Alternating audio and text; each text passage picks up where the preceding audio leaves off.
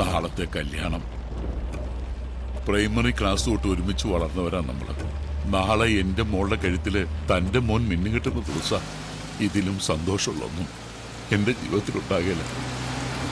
അതവൾക്ക് നശിപ്പിക്കണം. കരക്കാരുടെ മുമ്പിൽ ഞാൻ നാറുന്നത് കാണണം അവൾക്ക്.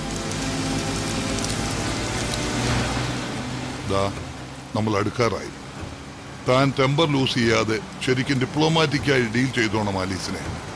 മനസ്സിലാവുന്നുണ്ടല്ലോ?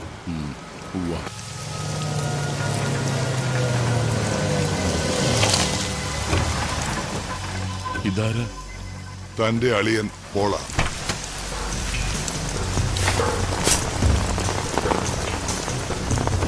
ഇയാളിതെങ്ങനെ? ഞാനാ വിളിച്ചത്. പുള്ളി കാഞ്ഞിരപ്പള്ളിയിലുണ്ടായിരുന്നു. കാര്യങ്ങളൊക്കെ പോളിന് അറിയാമല്ലോ. ഇയാളാവുമ്പോ പൊളിറ്റീഷ്യന്റെ ഒരു ടാക്ടിക്സ് ഉപയോഗിച്ച് ആലീസിനോട് സംസാരിച്ചോളൂ.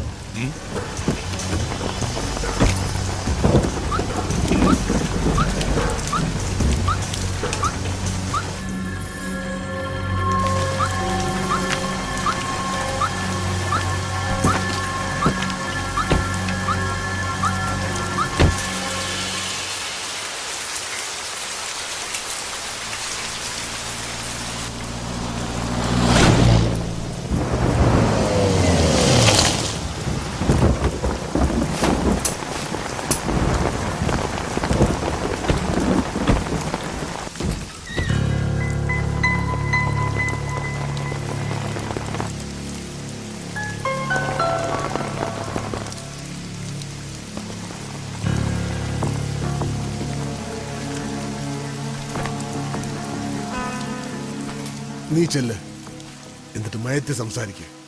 ഞാനും ജോണും വെളിയിരിക്കാം. വേണമെങ്കിൽ മാത്രം ഇടപെട്ടാ മതിയല്ലോ. അതെ, അതാ നല്ലത്.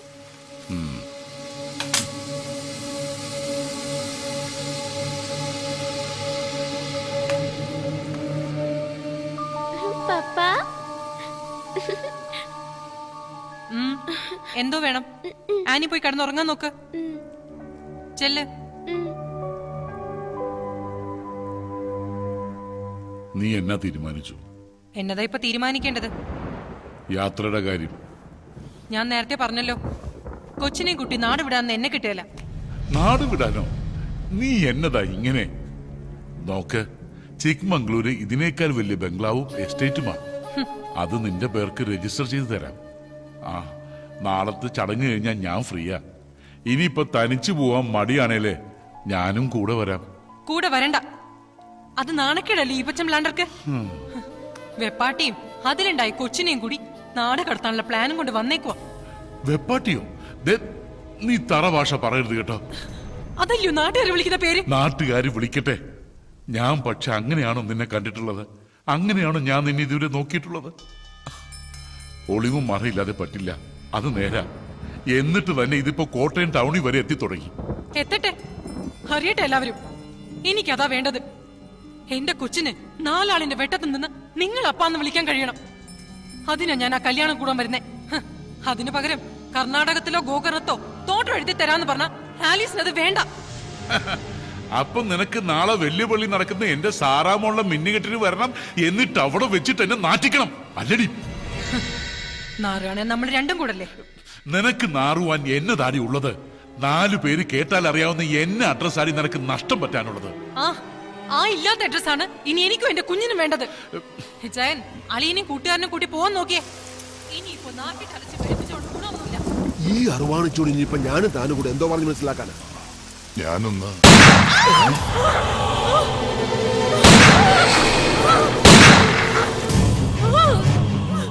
ചെയ്തു പോയ പാപത്തിന് ഒരായുസ് മുഴുവൻ നീ എന്നെ ശിക്ഷിക്കാൻ തീരുമാനിച്ചാൽ പിന്നെ ഈ പ്ലാപ്പള്ളിൽ ഏൽപ്പിച്ച വെറും പീറയായി പോകുന്ന തന്തയ്ക്ക് പറക്കാത്തവളെ.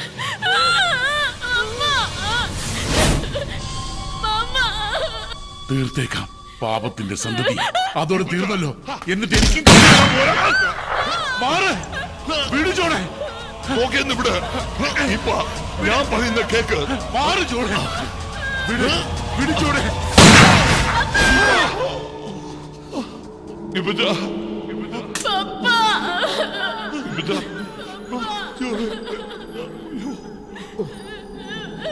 പോളെ,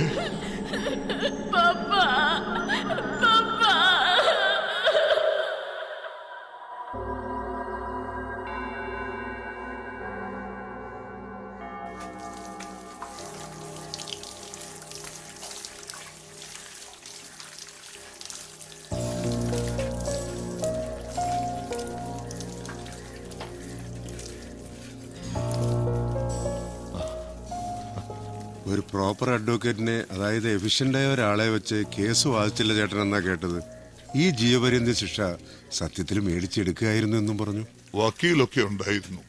രക്ഷപ്പെടണമെന്ന് എനിക്ക് തോന്നിയിട്ടില്ല എന്നുള്ളത് നേരാ. എന്തിന്? അതൊരു കയ്യബദ്ധമായിരുന്നില്ലേ? അതും ആ കുട്ടിയുടെ ജീവൻ രക്ഷിക്കാൻ. അതിനല്ല അയാളെ കയറി പിടിച്ചത്. ഈപ്പച്ചൻ എനിക്ക് വെറും ഒരു ഫ്രണ്ട് ആയിരുന്നില്ല സർ, കൂടെ പിറന്നവനായിരുന്നു. എന്ത് അബദ്ധത്തിന്റെ ആയാലും ഞാൻ കൊന്നതല്ലേ എന്നുള്ള ഈ MC പോൾ, അയാളുടെ മൊഴി ശരിക്കും ഐവിറ്റ്നസ് അയാളായിരുന്നില്ലേ? നെഞ്ചുപൊട്ടി ഈപ്പച്ചൻ താഴെ വീണപ്പോ പോളേന്നാ ഞാൻ വിളിച്ചത്. അവൻ വാ തുറന്നത് ഈ സംഭവ സ്ഥലത്ത് അവൻ ഉണ്ടായിരുന്നു എന്ന് പറയല്ലേ എന്ന് പറയാനായിരുന്നു. Political image. ഇലക്ഷൻ ഡിക്ലെയർ ചെയ്ത സമയമായിരുന്നു. അയാളുടെ മുന്നണിയുടെ ഊഴമാണ് വരുന്നത്. മന്ത്രിസഭയിൽ അയാൾക്ക് സ്ഥിരം റവന്യൂ ഡിപ്പാർട്ട്മെന്റ്. അതിലും വലുതല്ലോ എന്റെ നിരപരാധിത്വം തെളിയിക്കൽ. പിന്നെ ആ കുട്ടിയുള്ളത് അതിനെ വിസ്തരിച്ചു. പാവം, അമ്മയെ അപ്പൻ കൊന്നു, അപ്പനെ ഞാൻ കൊന്നു. അതിനെ കൊണ്ട് പറയിപ്പിച്ചെടുത്തത് അങ്ങനെയായിരുന്നു.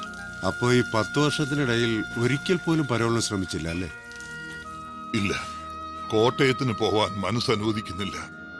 ഈപ്പച്ചന്റെ പ്രസൻസ് ഇല്ലാത്ത ആ പട്ടണത്തിൽ അവിടെ പോയി ഞാൻ എന്നാ ചെയ്യാനാ? ഇത് വളരെ കോയിൻസിഡന്റലാണ് സാർ ഈ കഥകളൊക്കെ ചോദിക്കാൻ കണ്ട ദിവസം. ഇന്ന് ആഗസ്റ്റ് 23. 10 വർഷം മുൻപ് ഈ ദിവസം നടക്കേണ്ടിയിരുന്ന ഒരു വിവാഹം ഉണ്ടായിരുന്നു. എന്റെ മോന്റെയും ഈപ്പന്റെ മോളുടെയും. അത് ഇന്നും നടന്നിട്ടില്ല. അതെന്തേ? കൊച്ചമ്മണി, ഈപ്പന്റെ ഭാര്യ, അവളുടെ വാശി, കെട്ടിയവനെ കൊന്നവന്റെ മോനുമായിട്ട് ബന്ധം വേണ്ടാന്ന്. അവളുടെ വിശ്വാസം ഈ ആലീസുമായിട്ടുള്ള എക്സ്ട്രാ മാരിറ്റൽ റിലേഷൻഷിപ്പ് പോലും എന്റെ സപ്പോർട്ടിലായിരുന്നു. തിരുത്താൻ കഴിയില്ല ചിലരെ. എനിക്ക് ആ പിള്ളേരുടെ കാര്യം ഓർക്കുമ്പോഴാ. അവര് തിരിച്ചറിവ് വന്ന പ്രായം തൊട്ട് സ്നേഹിക്കാൻ തുടങ്ങിയവരാ. കൊതിയോടെ കാത്തിരുന്ന ഒരു ജീവിതം അത് ഇങ്ങനെയായിപ്പോയി. Fate. This poem begins with the image of a child sleeping innocently while a howling storm rages. The poet seems to wonder how the innocent, among them his daughter Annie, are to escape the wrath of coming times. He seems to suggest that it is very difficult for them to escape it. A great gloom is on his mind. Violence is raging nature.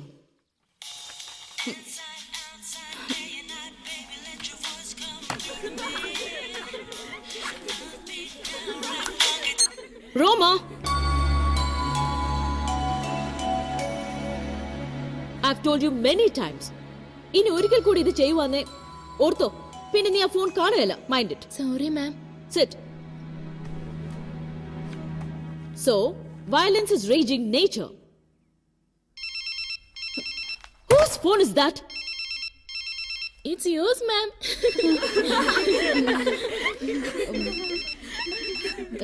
Sorry. Hello? ഞാൻ ക്ലാസ്സിലാ. എന്നതാ? I can't hear you. Hello? I can't hear you. Hello? Hello? Hold for a second.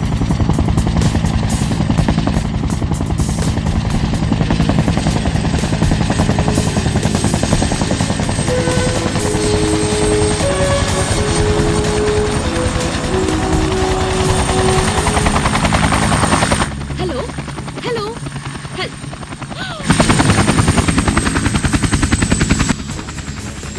Jesus, ഇവരിത് എന്നാ ഭാവിച്ചോണ്ടോ?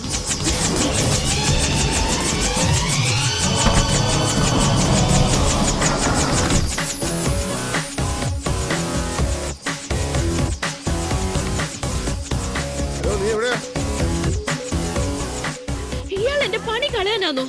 ഈ തോട്ടത്തിൽ മരുന്നടിക്കുന്ന കുന്ത്രാണ്ടും കൊണ്ട് ഇങ്ങോട്ട് വന്നത്? ഇനി ഇന്നത്തെ ക്ലാസ് കഴിയുമ്പോ നിന്നെ ഞാൻ വന്ന് പിക്ക് ചെയ്യാമെന്ന് പറഞ്ഞായിരുന്നേ. അത് നീ കുരിശേ കിട്ടിയുള്ളൂ. അല്ലെങ്കിൽ തന്നെ ആ പ്രിൻസിപ്പൽ എന്നോട് കലിപ്പ. പ്രിൻസിപ്പലിന്റെ അമ്മുമ്മയുടെ നായരുടെ മാമോദിസ. നീ എളുപ്പം വന്ന് വന്നി കയറി. സാറാമ്മച്ചി ഒന്ന് വേഗം വാ. എന്നതായി കാണിച്ചേ? ഞാനൊരു 100 വട്ടെങ്കിലും പറഞ്ഞില്ലേ? പിന്നെ പറഞ്ഞു നീ വണ്ടിയിലോട്ട് ചെല്ല്. ഡേവിഡ് ജോൺ കൊട്ടാരത്തിൽ. ഹലോ.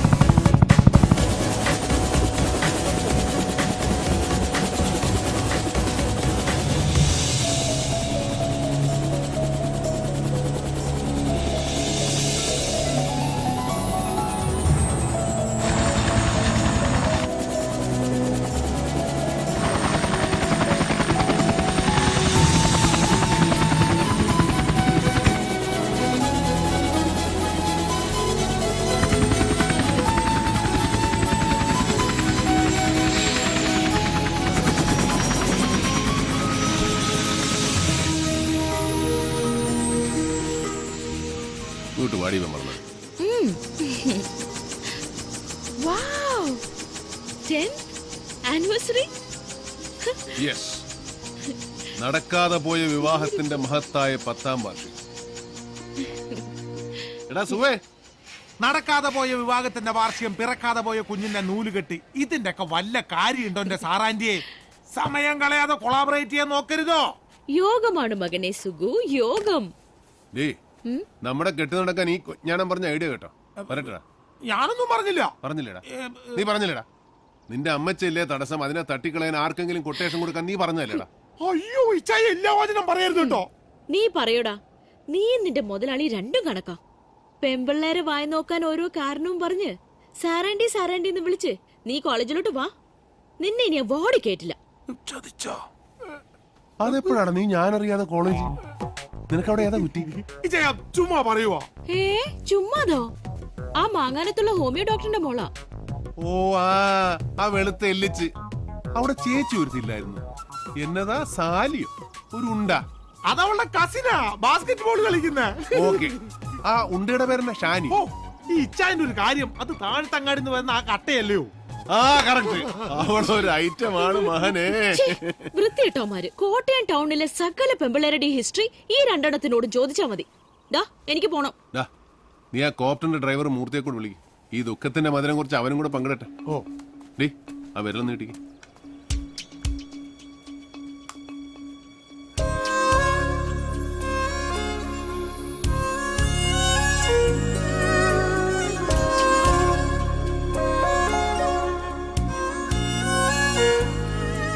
ഈ കാണിക്കുന്ന ചില ത്രില്ലും തമാശകളൊക്കെ ഉള്ളൂ. ബോറടിച്ച് തീരുന്ന ജീവിതമാണ്.